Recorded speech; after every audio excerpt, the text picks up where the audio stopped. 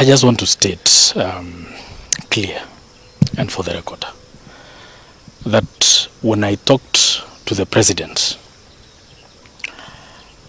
I wish to state to every Kenyan to know clearly that I was talking to the President of the Republic of Kenya.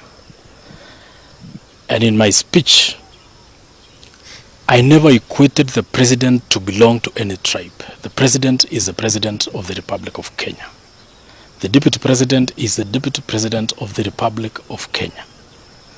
When you hold such positions, you cease to be or to belong to any community in this country.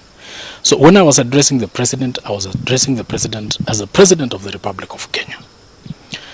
And what I said is that I expected the president, since he swore to abide by the constitution, to protect the constitution of this country, I was only requesting the president to follow the rule of law, to respect the constitution, and before even we speak about amending the constitution, we are expecting the president to follow the current constitution to the latter by bringing the country together, by respecting all the constitutional offices, right from the executive to the judiciary to the legislature.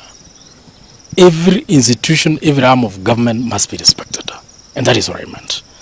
What I want to say is that the president must not be seen to be breaking the law.